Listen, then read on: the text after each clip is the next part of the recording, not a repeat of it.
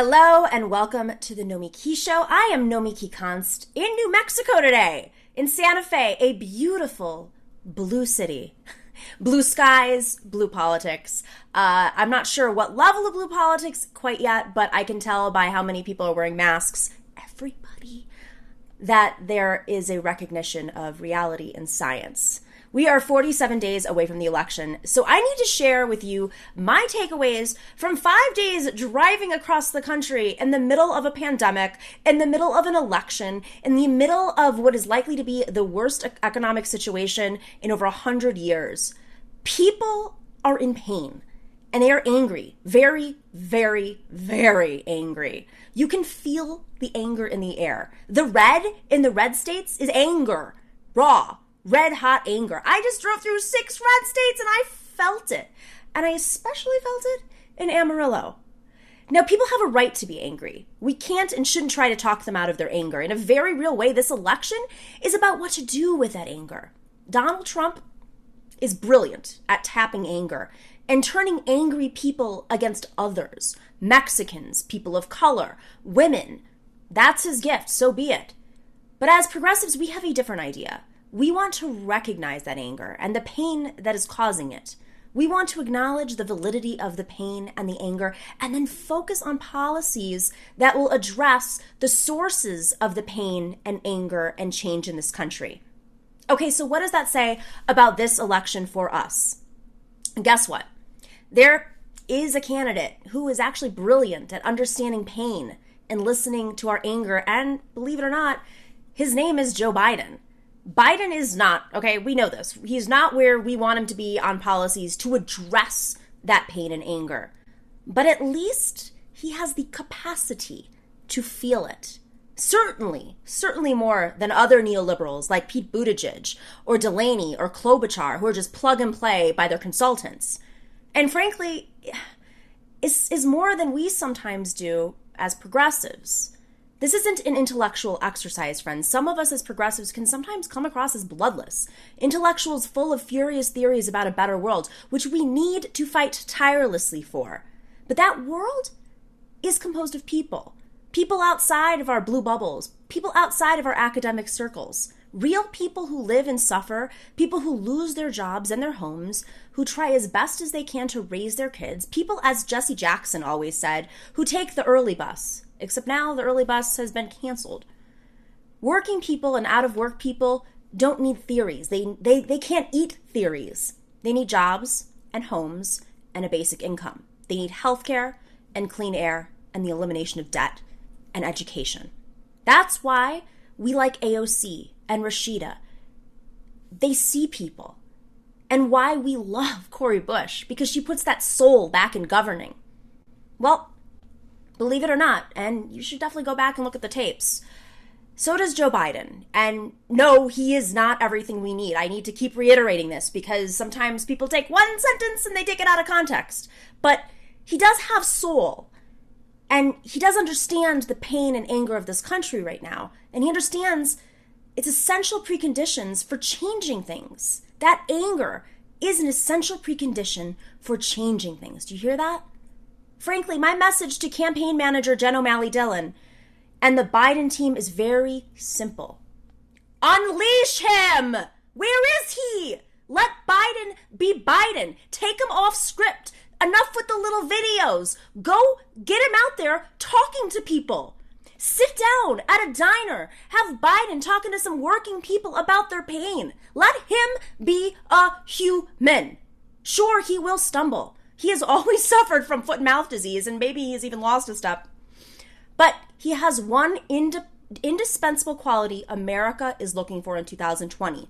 In a moment when pain and anger are our overriding reality, Joe Biden can actually connect with folks' pain and anger more than Hillary Clinton or, frankly, any of the other neoliberals out there right now.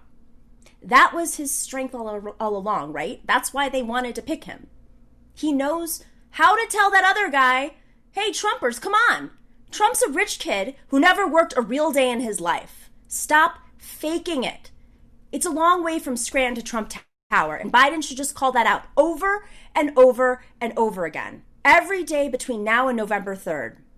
This is what it's about.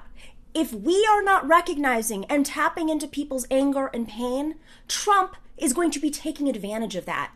And if you don't think that's true, take a trip across the country and see that excitement and see people channel that pain and anger into others and into their excitement for Donald Trump, rather than into big ideas that solve the problems causing pain and anger. That is what the Biden campaign needs to do.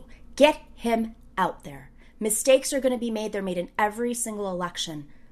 But what we gain is a path to winning this election and fighting fascism. There are a lot of stories at the top of my newsfeed today. I just lost track of those stories. Give me 1 second, guys. You know what? We'll be back with right after the break, and I will go to the stories right before our interview. We have a great show today. We have Sasha Abramsky, and we have Representative Chris Rabb, who I think is one of the most progressive leaders in the country right now. He is representative out of Pennsylvania, that swing state that's so important.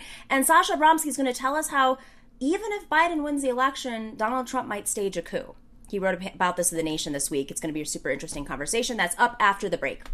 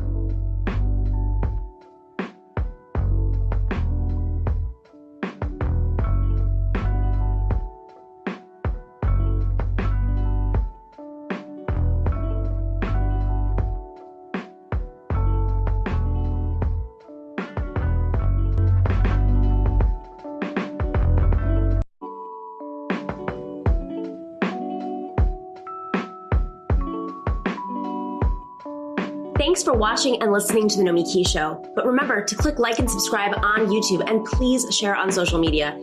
If you're not already a patron, please join us for as low as $5 a month on patreon.com/The Nomiki Show for early and special content. That investment makes a huge difference. We are not corporate media raking in the dough. It's really you guys that are keeping us going. So please consider being a patron. And to our current patrons, thank you so much. We are incredibly grateful to you. We also now have swag. So check us out on thenomikishow.com to get your mugs, your totes, and your stickers. Welcome back to the Nomiki Show from Santa Fe, New Mexico, on the road. I think this is our 5th day on the road. Have a couple more coming, but next week we will be situated back in studio. I am excited about our next guest because I've been following him for a long time. Sasha Abramsky is a journalist. He's an author. He's the creator of the Abramsky Report, and he writes for The Nation, in which there's this article that's freaking me out that was published 10 days ago on September 7th, titled I can't even say it without freaking out. Is Trump planning a coup d'etat? Sasha, thanks for joining us. And there's enough things to worry about. Is this really on the table? Let's just start with that. First of all, thank you for having me on. And if you're in Santa Fe, you're in one of my favorite cities in the world. So I hope you get to enjoy yourself a bit. Thank you. Yeah, it's a really scary prospect. I mean, basically what I've been writing about for many years now is the fact that there's an authoritarian impulse in Trump's governing style that is something antithetical to the way the democratic structure works.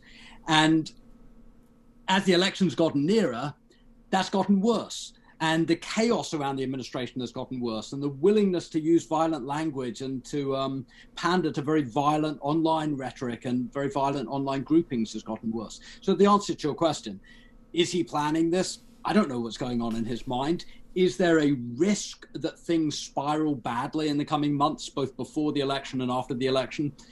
There's clearly a risk, there's clearly a cause for concern, and people across the political spectrum, and that was in my article, old guard Republicans like Charles Freed, who worked as Solicitor General for Ronald Reagan, progressive groups like MoveOn.org and Indivisible, across the political spectrum, people are worrying and strategizing about what to do if this thing goes south fast.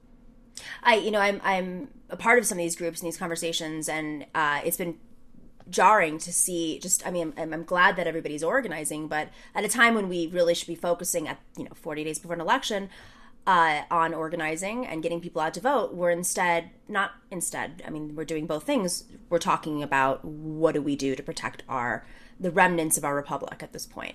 No, that's right. And you look at what's been going on in the last few weeks. First of all, there was this completely craven attack on the Postal Service. We're going to underfund and undermine the postal system. Trump said it very explicitly, so they can't get all the absentee ballots in. And then you have attack on in-person voting. And Trump says, well, it's going to be filled with people fraudulently voting. Therefore, my supporters should vote twice. And then you have Bill Barr saying, well, I'm not going to guarantee there won't be political prosecutions in the run-up to the election. And you have this completely off-the-wall suggestion yesterday that the mayor of Seattle, and presumably by extension other progressive leaders, maybe ought to be prosecuted for sedition or other charges because of their approach on the Black Lives Matters and anti-police brutality protests. So you're having this sort of ramping up of rhetoric. And then you have this idea where Trump basically says, well, the election has to be decided the night of November 3rd. Well, that's not going to happen, or it's very unlikely it's going to happen, because there are going to be tens of millions of votes that are going to be counted that came in by mail, because, as you mentioned, we're in the middle of a pandemic. And that means people are going to be voting in different ways than they would when there is no pandemic. But what Trump's basically saying is he's going to try and sort of force and strong arm elections officials to end counts prematurely and to maybe try and prematurely claim victory, and then rely on Bill Barr and the other agencies of state to really try and gum up the works legally, to make it impossible to finish and certify vote counts, all of this stuff that shouldn't be happening because it corrodes democracy. We know it shouldn't be happening. I mean, look, Jim Mattis, who's hardly a sort of left-wing radical anarchist Antifa. Mad Dog Mattis, right? Mad Dog Mattis issued a warning letter in the Atlantic Monthly a couple months back where he basically said, look, what Trump is doing is so divisive and dangerous, it risks destroying the American system of government. Dan Coates, the ex-director of national intelligence, again, this is not some, Antifa raving whatever. Dan Coates published an opinion piece in the New York Times today saying the future of American democracy is on the line in this election. There are some really, really big warning signs out there that people who are studying this on the inside as well as on the outside of the system are taking very, very seriously at this point. So it is interesting to see this coalition. You mentioned former RNC chair Michael Steele, who is a contributor to MSNBC. He's by no means a lockstep like with the establishment Republican. He was pushed out of the RNC a few years ago. So it's important to highlight that. But that's always been my safety. The safety valve, I guess, has always been, the Republican senators aren't going to let this happen because, first off, they want to win the Senate. So having some sort of understanding of the vote count is important to them, too. And it just seems like there's going to be too many Republicans. As we remember Nixon being impeached, how many people started to melt away, and all of his circle of allies, they just said, it's not worth it in the end. Yeah, well, there are a few things here. You're right, that may be the case. Though relying on the GOP to either have a sort of road to Damascus moment where they rediscover their conscience, or to sort of realize the pragmatic of going along Trump's dark, dark, dark road, relying on that as a safety braking mechanism to protect the republic is a little bit dangerous at this point because, if you look at what happened during impeachment, all the evidence suggested Trump was using or trying to strong arm the Ukraine in a way that wasn't legal. He got impeached, and then the Senate basically said, we don't want to listen to evidence, and they voted lockstep, with the exception of Mitt Romney, to acquit him. Time and again, Trump does something, and the Republicans sort of say, oh, we don't know anything about that. Trump says, neo-Nazis are very nice people. And most Republican senators just say, we never heard about that. We don't know what you're talking about. Trump says the media are the enemy of the people and urges sort of physical harassment or attacks on the media. And Republicans say, well, we don't know what the big deal is. So, the idea that you can rely on 53 Republican senators as the safeguard of the Republic is sort of slim pickings. But, you are right that when Nixon went beyond a certain point, at the end of the day, the Republicans began peeling off. Mm-hmm. And that could happen here.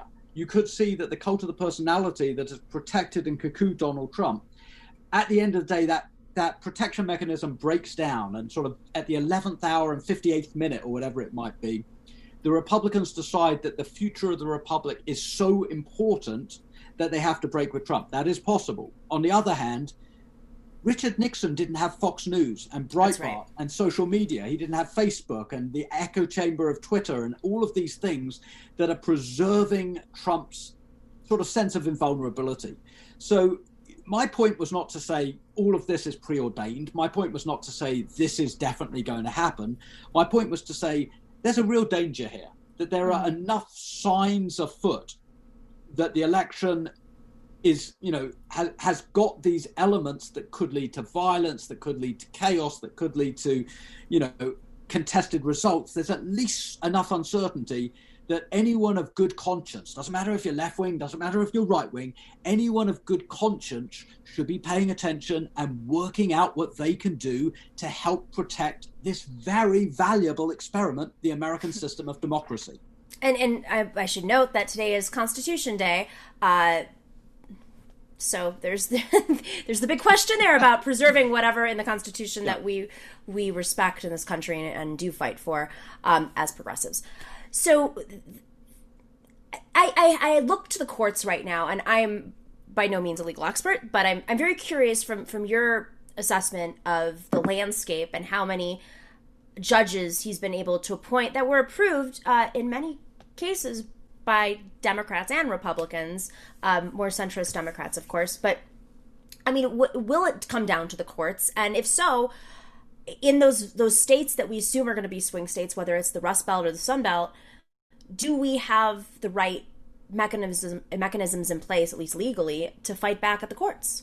It's a great question, and it's one of the things I've been writing about for the last 4 or 5 years is you have these epic battles that are going on in the political system and on the streets through political protest, but you have these equally epic battles going on the courts. And we've seen this for 4 years now around immigration policy, environmental deregulation, around use of money to fund a border wall. There are numerous instances where really significant policy issues end up being played out on the courts. And, I've written probably dozens of articles at this point on the way that asylum and refugee and temporary protected status and these other parts of the immigration system basically have become legal footballs. So if the same thing happens in the election, if come election day there are 10 or 15 states where the Republicans or the Democrats for that matter decide this thing is so close, we're not going to concede, we're going to throw every legal spanner in the works that we possibly can, God only knows what happens. I mean, I'm old enough to remember the chaos in America in 2000, in November, December 2000, when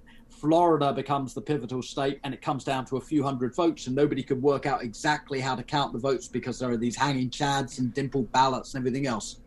And it comes down to essentially an arbitrary Supreme Court decision that's so arbitrary, the Supreme Court says, well, we're going to make this decision now because we need a result, but we can't consider it precedent for the future.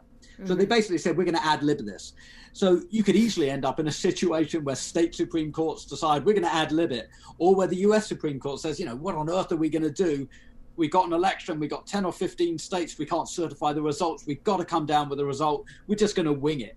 And nobody knows how that's going to turn out. And, that is so devastating to confidence in the electoral system, to know that at the end of the day, 150 million people can cast their vote.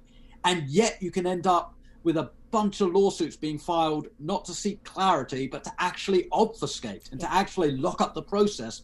That will devastate confidence in the electoral system from here to come. We'll have nothing left in our faith in the ability of electoral politics to secure results. And not to mention, and we've covered this previously on the show, we also have this electoral. I mean, that was back when we had paper ballots, which are frankly, probably the most reliable form of casting a ballot. Now you have several states across this country swinging otherwise. We saw with California, their ballot machines malfunctioned, and they're owned by like a couple of conservatives. This is mind-blowing. And this all happened after 2000 when everybody was rushing to, we need a solution, and Democrats were on board with electronic, ballot systems, and it turns out it was another grift for some Republicans to make money off of and possibly influence elections. I mean, this is, I worry so much that, what's happening in America is you're having pretty much a good chunk of the citizenry who vote wake up, and the curtain's been pulled back, not just on what it takes to get to fascism, but just the systems that were supposed to be put in place to prevent this from happening, and seeing how, behind the scenes, their conservative elements have been working quietly and tirelessly to work out the ballot systems, to take over courts, to get certain people appointed, and take over legislatures, of course. It's just, I don't really know how we out-organize this at this point. So that begs my question, what do we do about it? There are groups organizing, but how? Yeah, no, that's a great question. And, one of the few benefits of getting older is that you can look back and say, when I was a young journalist, and when I was a young journalist over the last 20 years, I have just repeatedly gone back to this whole idea. What do we do when electoral systems malfunction? And they seem to malfunction fairly systematically. When you have election machines that don't work reliably, when you have polling stations that are closed down, when you have voter suppression tactics designed to purge voter rolls, when you have courts siding, as they did recently with, this crazy effort to make it all but impossible to re-enfranchise ex-felons in Florida. After thousands, not because the public doesn't want it, the public voted for it. Enfranchise them. And then the court said, well, they didn't really mean it. What they meant was you have to pay absolutely every single court fine and every single associated financial thing, and then you may be eligible. And this is insanity. I mean, this makes it all but impossible to re-enfranchise people. So what do we do about it? We organize around it. Because however imperfect the electoral system is, it's still a whole bunch better than the alternative. That's a mangling of Winston Churchill's quote. But Winston Churchill once upon a time said, democracy is the worst possible system. And then he paused, except for everything else. Exactly. And that's kind of it. It's messy. It's ugly. It often looks like making sausage. Behind the scenes, it doesn't work very well all the time. But it is so much better than the alternative. The slide to violence, to confrontation, the dehumanizing of people through increasingly coercive language and actions. So we need to find ways to make it work. So we vote, we organize, we do non-violent, peaceful protest if need be, what John Lewis called good trouble. Yeah. We stay engaged. And I think the single biggest thing is, we're in the middle of a pandemic. There are tens of millions of people who have lost their jobs, tens of millions of people lost their healthcare access, tens of millions of people worried about their housing or schooling for their kids. There are millions of people who either have or had COVID and are suffering all the health consequences from that. And a lot of people are going to say, you know what, I got too much to worry about. I don't have time to get involved. I don't have time to vote. I don't have time to register to vote. And that's the worst possible thing, because unfortunately, all of these things are impacted by how you vote or don't vote. You want access to healthcare, you got to vote. You want, rent moratoriums or other ways to protect your housing in the middle of a pandemic, you got to vote. You want expanded access to health insurance, you got to vote. You sit this one out, nothing stops except your ability to participate and shape your own destiny. So I guess the single thing I'd say, I don't know how many people are listening to this interview. Single biggest thing I'd say to those of you who are is, whatever the temptations to disengage, however much you're dispirited by the ugliness and the coarseness of the political rhetoric, however much you think, gosh, this whole thing is stacked against ordinary people, at the end of the day, your vote is your voice. And so that's what I would say. Really, really get engaged and vote and organize. So, I mean, I live in a blue state. I live in New York, and I hear a lot of people saying, well, I'm going to vote on another line. I'm going to do something else to exercise my vote. There's also just a financial aspect of this, too. I mean, when you see a party, like for instance, the Democratic Party in New York is by no means the most democratic party, but the more progressives vote on the Democratic line, the more they're able to influence some of the logistics of the party, because there's representatives that can get appointed to the DNC in New York. So there's just, if you want to take over your machine, you have to be active on the outside and on the inside in taking it over. So for those who are saying things like, okay, great, I'm in a Democratic state, Biden's going to win. Why does it matter? I'm going to vote Green. I'm going to vote Independents. I'm going to vote WFP, whatever it is. And there are arguments to that too. The other side of it is, if you don't want to have these corporate Democrats, you also have to, who aren't going to approve these judges, these right-wing judges, then you have to be active in those states too. But that's a different conversation. What does a coup look like? The language of coup, I don't think we're looking at a literal situation where Trump calls out the generals and the next day we have a junta. I think what we're looking at is... the generals are against him, right? They may or may not be, but they've also said that they are strictly non-partisan. And I think there's a long tradition in the US military of not getting directly involved in domestic politics. I think what we're looking at is a president who is willing to use and abuse his platform in order to gin up chaos rather than to try and tamp down chaos, and to gin up division rather than to try and tamp down division. And the idea seems to be, and it's always a struggle to work out what in holy hell is going on in his mind, but the idea seems to be that chaos and disillusionment and disengagement and suppressing votes in large numbers and making people, really uncertain about the electoral outcome is the best way to preserve power. It's not really even about election victory or defeat. It's about the preservation of power. So I don't think a coup looks like tanks rolling down the streets. I think what we're talking about is just sowing the seeds of chaos. And people who are thinking about this, or should be thinking about it, should be, we minimize the chaos? How do we preserve confidence in the electoral process? How do we preserve civic engagement that allows for a space for disagreement without that disagreement sliding into violence or sliding into, literal open confrontation? Because nobody wants that, or very few people want that. There may be some extremists, especially on the internet, who think that chaos like that is a good thing. But the vast majority of people, I don't care whether you're Republican, Democrat, or anything else, the vast majority of people in this country do not want to wake up on November 4th in a situation of civic conflict and civic unrest. So the question then is, how do we use the time that we have, knowing that Trump seems to be a person incapable of reining in his worst impulses? How do we use that time to limit the damage? Yeah. I don't think we're talking about a moment in time where we have absolute calm and absolute civility and, we wake up and it's all a bad dream. We want to get to a place where we limit the damage. Right. And that I think is what we need to be doing over the next few weeks. And if we can do that, we will avoid the worst possibilities in the period surrounding the election. So if we can minimize the damage, I mean, there are militias being organized, not undercover anymore. I mean, these types of folks used to happen in the darkness of the internet, right? Not even the intellectual dark web, just the dark web. And now they're doing it out in the open.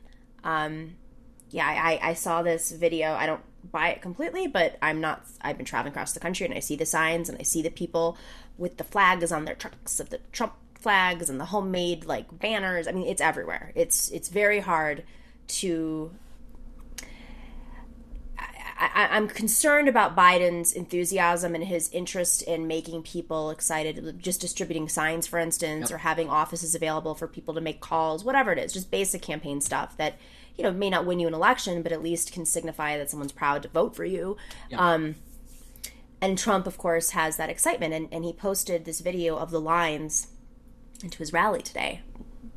Let's forget about the fact that having another rally is a COVID disaster, but... I didn't even know he was. Where's he having a rally? I don't know. He posted it today that he was doing just a video of the line. I didn't pay attention to where it was, but I should be. But it was concerning to see the line. So, these are folks that are openly out there talking about things that, again, used to be said quietly behind the scenes. Didn't mean that they didn't exist, but now that they see others, it's becoming more aggressive, and the anger is more pronounced, and it's out there. And I'm worried. I think, like as you are, how that's going to manifest after the election. If Trump does sow this chaos, if it's not coming from the military, whether it's people who've been organizing the stuff for a long time in the shadows, or people who are just going to latch on to that. I mean, what can we do about it? I'm desperately worried about this. And, it's absolutely obvious that at least a part of the American public has got this sort of paramilitarist impulse at this point, that they think it's a good idea to weaponize. They think it's a good idea to bring arms to political protest.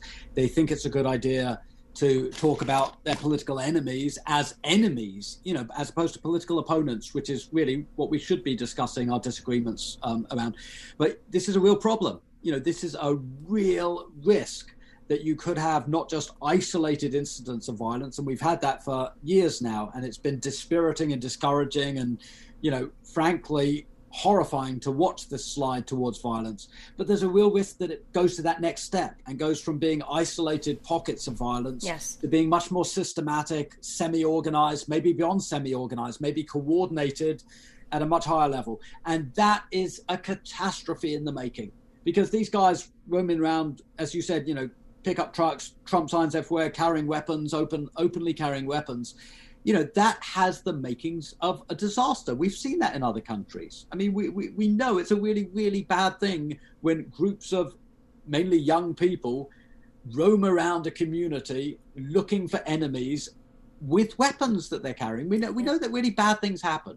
And you don't have to be a sort of political scholar, or, you don't have to have a crystal ball to see that things have the potential to, go pretty wrong pretty quickly if you have weaponry brought into the political process. And so, this is a moment of such peril. And again, the easy option is, I hate it all, I just want to disengage.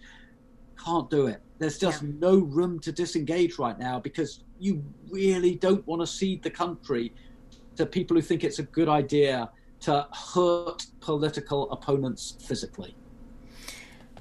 I don't know what the solution is. I hope that these groups, voting obviously is very, very, very important, but if we don't have, if the police obviously weren't on the side of progressives, who's there to make sure that they're contained and following the law and not disorderly and not instituting any sort of violence? Where do we go? Well, honestly, I think if you look at, I was a teenager in the 1980s, and I remember, first of all, in the early 80s, I remember Poland, the Solidarity movement, Lech Walesa, and so on. Mm-hmm. And, that was an incredibly oppressive regime with the very real risk that the Soviets in tanks and crushed protesters, and all of the forces were on the side of that state apparatus. But the workers in Gdansk at the shipyards basically came out non-violently, and that combination of workplace power combined with student power, combined with intellectuals writing and so on, combined with international support, made a difference. If you fast forward to 1989, you can think of figures like Václav Havel, the Czech playwright, this voice of conscience for what was then Czechoslovakia. Or you could just think of the ordinary men and women who went to the Berlin Wall, the single most oppressive symbol of the Cold War. And they went to the Berlin Wall in the autumn of 1989, and they knocked the thing down. They knocked it down with chisels and hammers. Yeah. And there were so many people expressing peaceful, just disgust with a decayed system, that they overwhelmed the state apparatus. Yeah. And, you can go all over the world and look at that. Just because the forces of physical might are arrayed against you doesn't mean you pack up shop and go home. And actually, non-violent protest, whether you call it soul force protest like Martin Luther King did, or whether you call it satyagraha like Mahatma Gandhi did, non-violent protest is an immensely powerful force for change in society. And I think that's what we may need to end up sort of falling back on. I really hope that your worst premonitions do not play out. Sasha, thank you for this piece. Thank you for highlighting it. I'd love to have you back on soon. I think there's a lot to discuss here, especially as we get closer and have, probably a little bit more. Maybe we'll have more information. I don't know. maybe. Well, listen, I'd be delighted to come back on your show. And in the meanwhile, I hope you have at least some time to enjoy yourself in Santa Fe and in New Mexico. I am. I already had red and green. Oh, it was delicious. Right. Thanks, Sasha. Hey, take care. Be well. Thank you. We'll be right back after the break with Representative Rabb and Representative Lee Carter from Virginia. That's after the break.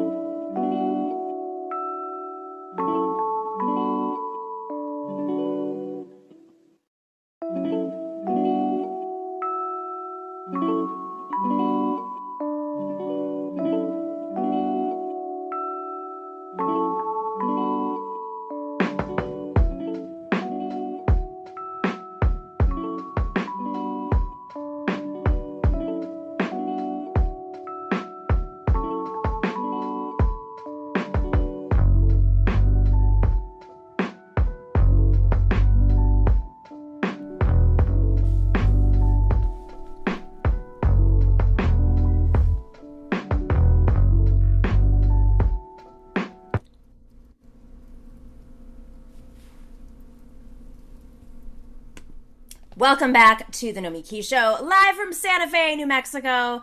The week on the road with I think we're getting better with the tech. I mean, really, it's me because everybody else is doing their job. I'm just the one who keeps messing up when it comes to technology. This is why we have people who know how to do this, and me who can just read a script. I am very excited to have this is like becoming a panel where we find really progressive lawmakers around the country, put them together and talk about how to fight for progress. We have Representative Lee Carter, who is from Virginia's 50th district, and he, of course, is a socialist. I remember when he won, he shocked the world. Everyone was like, oh my God, socialists can win. This is crazy. And now, of course, it's happening everywhere, even in the most entrenched machines and in states like Pennsylvania. We have Representative Rabb, who represents the 200th district in Pennsylvania. That's a lot. He has been a guest on the show before. Progressive, highest turnout in Pennsylvania, if I'm correct. I just drove through your district. I have a lot of comments to make, if I can share them. Not with your district, really, with Pennsylvania. But before we get to that, we're going to go over some stories today, and I'd love to get your response. But I will start with Pennsylvania. This just happened, right? Yes. There's some news out of Pennsylvania, which is good because before we get to that, I drove through Pennsylvania and saw a restaurant full of 200 people without masks on, stuffed together, no social distance. Inside, they were not letting people sit outside, even though there were tables. We walked out. And then later I learned that there was a right-wing judge who struck down the COVID, any sort of COVID restrictions provisions that would, So not great news out of Pennsylvania, but then you have some good news you want to deliver right now. So tell us, what's the news? I'm very excited to report that the state Supreme Court has ruled that drop boxes are permissible across the Commonwealth of Pennsylvania. Trump and his cronies. What does that mean? Well, that means that anyone who requests a mail-in ballot can complete that mail-in ballot in the comfort of their own home, and instead of putting it in a mailbox or the U.S. Postal Service, can put it in a drop box that may generally resemble a mailbox. And that is the property of the Board of Elections or the county commissioners, so that there's no concern about it being lost in the mail or it being tampered with or anything like that. So it is for folks who want to avoid the polls, avoid exposure to COVID, and also know that their ballot is going to be counted just like every other ballot without potentially being lost in the mail. You can put it in a drop box that has video surveillance, Board of Election staff to receive it, to make sure everything is kosher. And that's going to happen. That has the potential to happen statewide, but most importantly, in the most voter suppressed areas where we have African-American voters. So we're talking about places like Philadelphia and other metro areas across the state. And we just found this out within like an hour. So that's really, really good news. Good. That's good. And it can be duplicated, hopefully, around the country.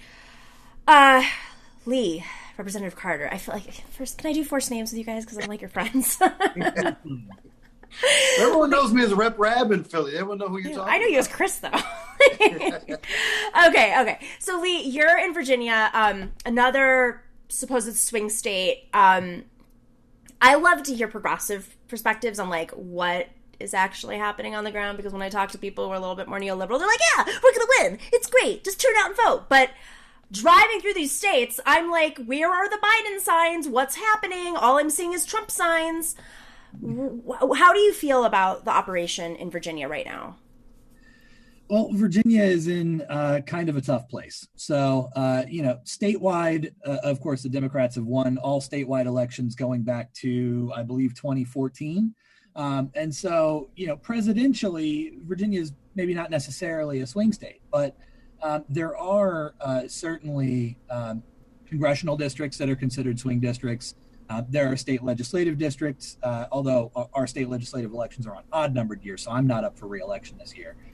But our state legislative districts, a lot of them are considered swingy, especially mine. And that really sort of changes how the Democratic Party operates, right? It makes the Democratic Party much more afraid of its own shadow, much more timid, much more afraid to do anything. And so what we end up with are, perfect example, the Democrats took trifecta control of both chambers, the House of Delegates, the state Senate, plus the governor's mansion last year. And there's a wide swath of policy areas where we've made a lot of changes, but not on things that people are going to acutely feel. Right. So, we're sort of playing around the edges at everything. And it's being driven mostly by conservative Democratic governor who is term limited, can never run for re-election, and conservative Democratic leadership in the House and the Senate who are in ultra safe districts, but they keep saying we can't do this because we'll lose the swing seats. Which is your seat. You're a progressive, you're a socialist who won in a swing seat. So case in point, doesn't work. And most of the voices pushing for more and more change are from those swing seats. We're saying we need to do more. We need to fight harder. We need to be louder. We need to push for cannabis legalization. And instead we got a partial decriminalization, which brings it down to the level of a traffic ticket, which is good. It's progress, but it's not what we campaigned on. Those of us that are actually in the swing districts that have our necks hanging out there.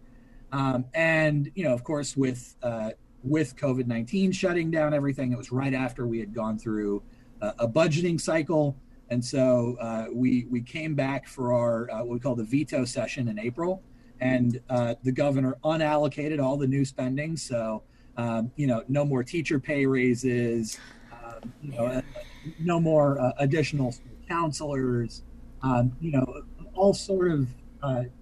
It's austerity. It's essentially austerity during a time of crisis when teachers are putting their lives on the lines, and Right. So I'm this story stood out to me today, and I think it relates to both of your states because Pennsylvania has a long history of organizing on the ground, radical military style police and leadership, pressing them, and of course Virginia. We can't forget what happened when white nationalists came in and murdered a protester just a couple of years ago. So the story is military police tried to find a heat ray to use against protesters outside the White House. Not making this up. The request came from the leader of the military police on the day that protesters were moved so Trump could stand outside a church with a Bible, if you remember that. There really is this weapon, right? This is called an ADS. It heats the skin of targets. And in 2018, the Border Patrol considered using it against migrants. So the police, the military, and our border patrol are not separate forces serving disconnected aims. They practice these methods of suppression and violence against one section of the working class in order to use it on others. So if we don't have solidarity, we have no way of protecting ourselves, right? Our fates are way more connected than we know. So the weapon wasn't used as far as we know, but I'm curious, like, at the state level, are they communicating in any way? I mean, if they're all interconnected like this, you have the border patrol, you have the military police, you of course have just the actual military, and you have Homeland Security. What's happening at the state level? Are you in the dark about this? Rabb. Great question. So, when we talk about law enforcement, oftentimes it's from a municipal standpoint on the local. We think about our municipal police, but we also have state troopers. Right. But even more importantly, there was a law in the 1930s that authorized governors to create state-based militias. They were called state defense forces. And most states created them when men and women went to serve in World War II and the Korean conflict. So folks could start their own state defense forces, and they could never be federalized. They could only protect those folks in their own state borders. Well, Pennsylvania created the Pennsylvania State Guard in 1941, and they deactivated it after the Korean conflict in 1953. But the governor could resuscitate it and use it for purposes of keeping the peace or what have you. It is essentially a state militia. But I'm actually seeking to introduce legislation to resuscitate it and use it for community safety, for public health, contact tracing, de-escalation, things to remove a lot of things that are currently with police and state troopers that should be in other areas by folks who are trained to do this work that do not involve lethal weaponry or things that can be used to torture and terrorize.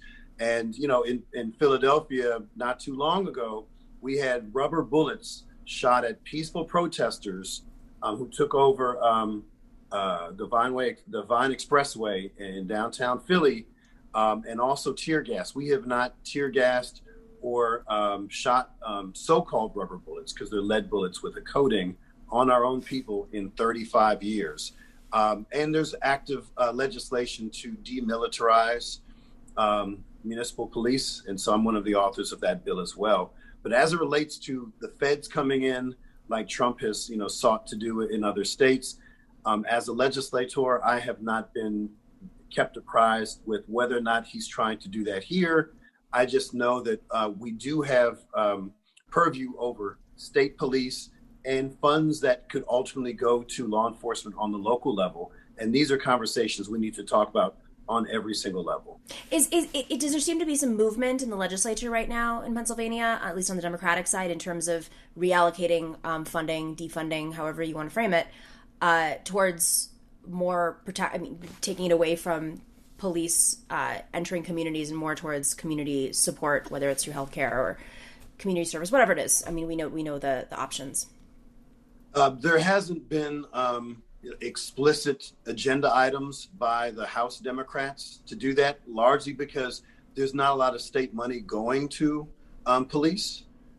So if it is, it could be coming from federal programs. So they apply for grants. So, most municipal police are not funded by the states. No. They're funded by, local taxes. And so that hasn't been something that has been kind of a priority. But among Black and progressive legislators, these are things that we're talking about because this is what's demanded in this moment. Good. How about in Virginia, Lee? I mean, you've got a little bit of an uphill battle there, but there is some real open white supremacy happening, organized white supremacy. Just to go back to our earlier segment, which was about a potential coup happening. Can't believe I'm even saying this. If Trump does not want to face the, if he doesn't want to count the paper ballots, essentially. Right. I think, what we're seeing in this country, and Virginia is just one example of it, is we're seeing that, legislators who are supposed to be the closest representatives of the people have for generations sort of abdicated their responsibility to keep the executive in line. And Virginia is emblematic of that. We have actually 3 members of the General Assembly, including myself, who were assaulted by police, and can't even get basic answers about that. So, you talk about whether or not there's any information coming from federal authorities to state legislators about what's going on. I can't even know the name of the state police officer that threw a flashbang grenade at me in May. Wow. Agency that the General Assembly is supposed to directly regulate. I put in a bill as a result of that, just saying that they have to have their name tapes visible at all times, and that bill never received a hearing. What? So this. Oh my God. There's this complete abdication of the oversight role of legislators for an incredibly long time. And anytime someone like me comes along and says, we as legislators need to use our authority more to keep the executive branch in line, you're either in a divided government situation where the executive branch can veto it, or you're in a unified government situation where the legislative leadership doesn't want to take power away from a governor of their own party. So we're really in this sort of this perpetual ratcheting motion where the legislature just loses more power and then never takes it back, and loses more power and never takes it back. This is sometimes a tough question to discuss. We as progressives obviously believe in unions and the right to organize and stronger unions. But being at the state level, I'm sure you're very well aware of the struggles that, especially if you're in a Democratic state. I mean, we're in New York, so oftentimes unions will not support the progressive candidate. Some unions will not support progressive candidate because they're tied. They have to work with the legislature and the establishment Democrat, in at least our case, who's setting the budget. How much do you find that a struggle sometimes in building coalitions to organize around issues, because so much of the future is dependent on budget negotiations? And if you really go full force as progressives and organize around one or two issues, it could potentially lose you funding on other issues. Go with Rabb. Another great point. So what complicates it in Pennsylvania, and I'm curious what the standard operating procedure is in Virginia, but there are no campaign finance caps. So you could give $1 million to the campaign of your choice, $1 billion. And on the lobbying side, you can give someone a summer house, a Tesla. As long as we report it, we disclose it, it's fine. And so that corrupts everything. And so all the moneyed interests, and I'm a pro-labor guy, but it could be organized labor that cuts huge checks. But if we don't have conversations that are truly intersectional, particularly as we talk about Black Lives Matter, systems of oppression, and we don't talk about the intersectionality between environmental justice, racial justice, worker rights, then we're going to lose, because then we have a litmus test that's so narrow. We say, well, if you're for labor, then you can't be against the Fraternal Order of Police, or if you're for them, you can't be for fighting environmental racism. And we have to really talk about how these issues are interrelated. And what I'm seeing and I'm inspired by are all the people in the grassroots who are connecting the dots between these intersecting systems of oppression. And they're requiring solutions that address those systemic issues in ways that have been put in silos in state legislatures around the country. So what I'm hoping is that the force of voters and constituents and the general public moving forward is requiring those of us to have those hard conversations, to say you can be both for the environment and labor at the same time, and racial justice. And in fact, if you're not all three, you're not working hard enough. And those are the conversations I'm looking forward to in the coming weeks and months. How about Virginia? Yeah, and here in Virginia, we're also a disclosure-only state. We have no campaign contribution limits whatsoever. This is so crazy to me. And so, the number one political contributor in Virginia is the big electric monopoly, Dominion Energy. And it's been that way since before they even had that name. You can go back to the 1950s, 1960s, and look at former Lieutenant Governor Henry Howell's campaign. He had a bumper sticker for his campaign that said, "Welcome to Virginia, owned and operated by VEPCO, Virginia Electric Power." Right. So this is something that's been going on far longer than they've even been alive. And it does come down to sort of where the distribution of resources, where the distribution of power is ultimately set. And, in electoral politics, that comes down to campaign finance laws. And, you can put guide rails on it. You can put limits on it. You can put disclosure rules on it. But ultimately, what we have are essentially two classes of people. And the ownership class rules our politics. And the working class, which is the 99% of us, just has to live with the consequences. And so you've really got to dig into these systems. You've got to go down to the root of it. And you've got to figure out how to empower working people to have control over our own lives. And for me, ultimately, campaign finance limits are certainly a part of getting there. But the ultimate goal is making sure that the enterprises, the actual workplaces, are owned and operated by the people who have to live with them. If we can get that as the dominant form of our economy, then we'll have a more just society throughout everywhere that those ripples go out to. Before we wrap up, are you guys working on anything that we should be watching, organizing around, making calls for? I know, you're not in session right now, but Rep. Rabb, let's start with you. Yes, well, I just ended my legislative session week just a few hours ago. We only have a few more legislative days before the November 3rd election, and our term ends November 30th.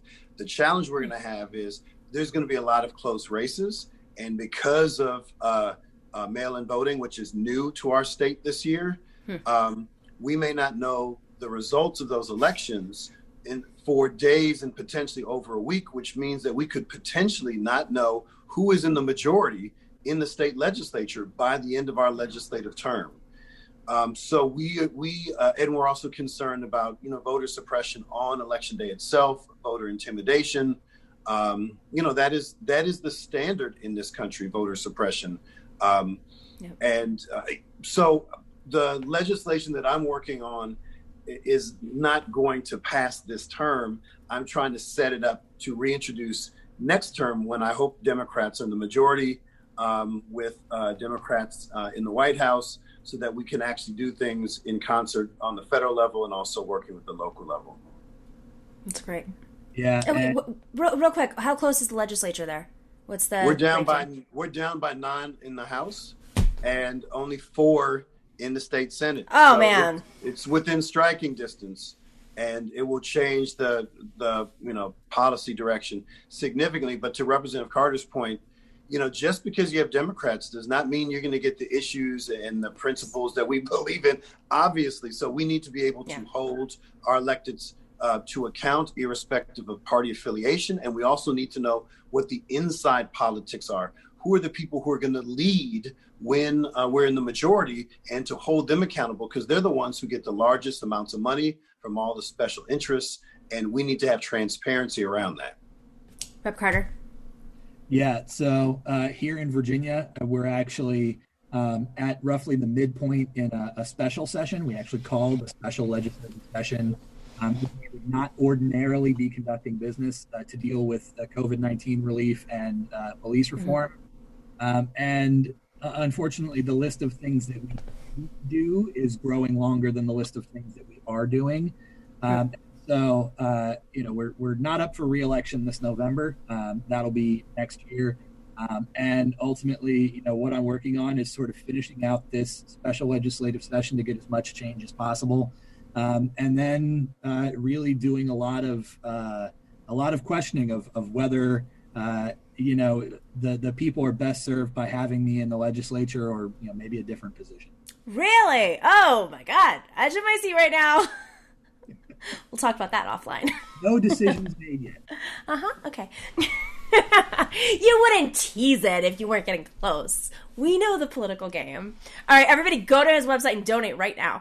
All right, guys, thank you for joining and updating us on what's happening at the state level. Super important as we get closer to the election. Hope to have you on again soon.